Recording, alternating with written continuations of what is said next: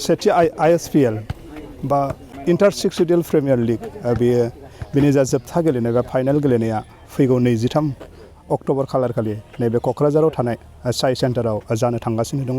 नोंगौ आं बे समाव दंफैयो नैबे क'क्राझार सोहोराव थानाय साइ सेन्टाराव दंफैयो।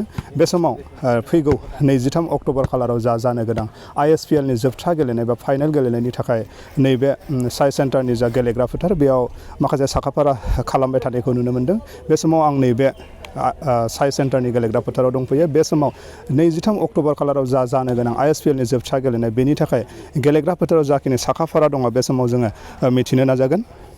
बे समाव आङो नैबे गेलेग्रा फोथाराव दंफैयो।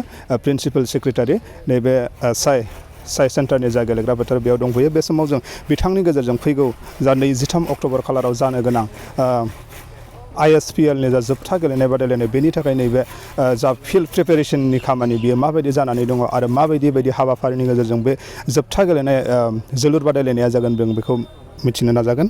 नुनो मोन्दों जे 23 अक्ट'बर खालारनि थाखाय जा ISPL नि जोबथि गेलेनाय बेनि थाखाय नैबे समाव फिल्ड प्रिपेरेसन खालामबाय थानायखौ नुदों। दा माबायदि खामानि आवगायनानै दं सार?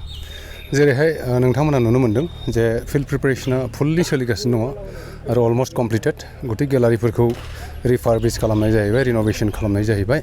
दा जों हाइ राइज मास्ट फ्लाड लाइट इनस्टलेशननि थाखाय औवाजोंनो लुनाय बैथिं नोंथांमोना नुहुरदों उनथिंजाय जे बेबायदि 7टा गोजौ जोङो पस्ट बानायनानै फुल्लि फ्लाड लाइट होनानै जाहाथे मोनाबिलि समावहाय गेलेनो हायो बेखौ जों प्रिपेरेसन खालामबाय थादों। बेनिफ्राय फिल्डआबो फुल्लि रेडि जानानै दङ। दिनै दा रलार लागायगोन, फैगासिनो दं रलार लागायनानै दै होबावगोन।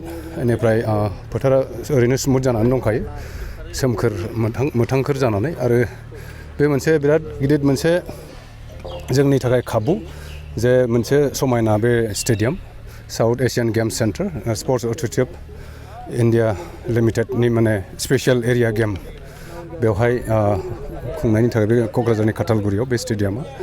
आरो जों मिजिंथिदों जे बेवहाय खमैबो 12निफ्राय 15,000 नायगिरिफ्रा बेहाय फैनानै जिरायफैनो हागोन, नायनो हागोन। आरो बिनि एरेन्जमेन्टखौ जों खालामखादों। आरो बिनिफ्राय गोबां आलासिफोर फैगोन बेवहाय, जेरैहाय आसामनि गिबि मन्थ्रिया गाहाय आलासि महरै नुजाफैगोन बेवहाय, लोगोसे आसामनि गुबुन केबिनेट मन्थ्रिफोर आरो गुबुन 6 सिडिउल काउन्सिल्सफोरनि चिफ एक्जिकिउटिभ मेम्बार बिथांमोनाबो नुजाफैगोन आरो बिथांमोननि माखासे EMफ्राबो नुजाफैगोन आरो लोगोसे प्रिन्सिपाल सेक्रेटारि बा एक्जिकिउटिभ सेक्रेटारि आरो बिथांमोननि स्पर्ट्स सेक्रेटारिफोरबो नुजाफैगोन। आरो जोंहा गोजोनथाव खौरां जे दिल्लीनिफ्रायबो अल इन्डिया फुटबल फेडारेसननि मानगोनां चेयारमेन प्रेसिडेन्ट बिथां कल्याण चौबे बिथाङाबो बेवहाय स्पेसियेल गेस्ट हिसाबै नुजाफैगोन। जा जोबथा गेलेनाय बादायलायनाय बेयो मा समनिफ्राय जागायगोन आरो माबायदि हाबाफारि थागोन? जोंहा बेवहाय गोलाव माने हारिमुवारि दिन्थिफुंनाय आयदाफोरबो दं हिसाबै जों बेलासिनि 2 रिंगानिफ्रायनो जागायनो लादों 23 अक्ट'बर खालि। मानोना गोबां बेवहाय आर्टिस्टफोर पारफर्म खालामगोन आरो जोंनि 500 बर' हिन्जावसाफोरनि मोसानाय मोनसे दिन्थिफुंनाय जागोन। आरो बेवहाय 100 जन खाम दामग्राफ्रा बेखौ खाम दामनानैबो पारफर्म खालामगोन। आरो बेजों लोगोसे गोबां देंखोगिरिफ्रा फैनानै बेवहाय मेथाइ खनगोन।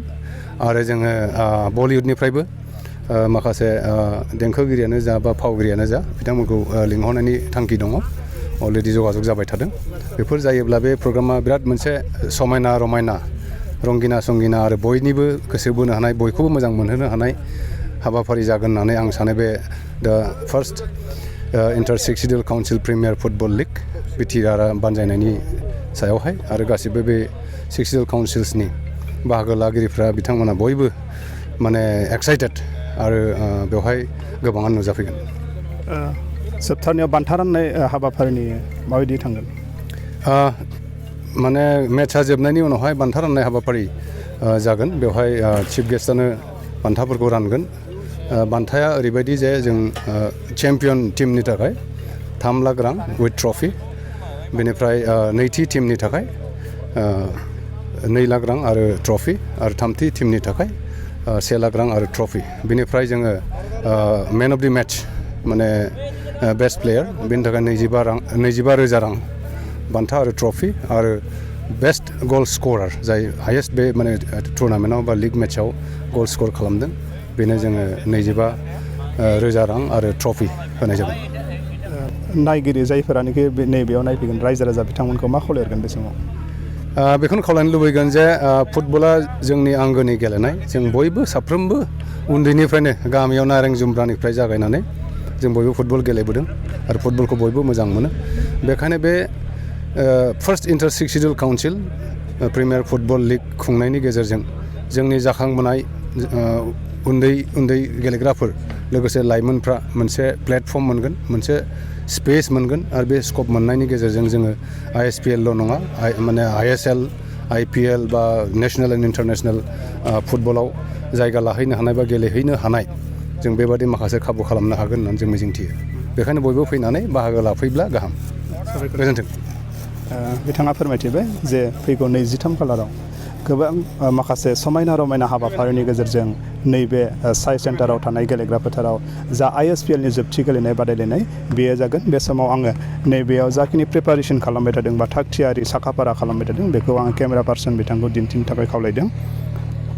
फैगौ जा 23 खालारनि जा जोबथा ISPL गेलेनाय बा फाइनाल गेलेनाय बेयो 2 बाजिनिफ्रायनो बा 2 रिंगानिफ्रायनो जागायगोन आरो बेयाव माखासे हारिमुवारि दिन्थिफुंनाय फ्राय 500 मोसाखावरिफोरा बेयाव मोसागोन। लोगोसेनो गोबां खाम दामगिरिफोरखौबो नैबेयाव खाम दामनाय नुनो मोनगोन होननानै बिथाङा फोरमायथिदों। लोगोसेनो आलासि महरै नैबेयाव जोंनि रायजोनि आसाम रायजोनि मानगोनां चिफ मिनिस्टार बा गिबि मन्त्रि डक्टर हिमन्त बिश्व शर्माजों लोगोसेनो मिरुनि गोबां दैदेनगिरि बिबानगिरि बिथांमोना नैबेयाव बाहागो लाफैगोन। लोगोसेनो माखासे बलिउडनि जा फावखुंग्रि बिथांमोनाबो नैबे हाबाफारियाव बाहागो लाफैगोन होननानै बिथाङा फोरमायथिदों।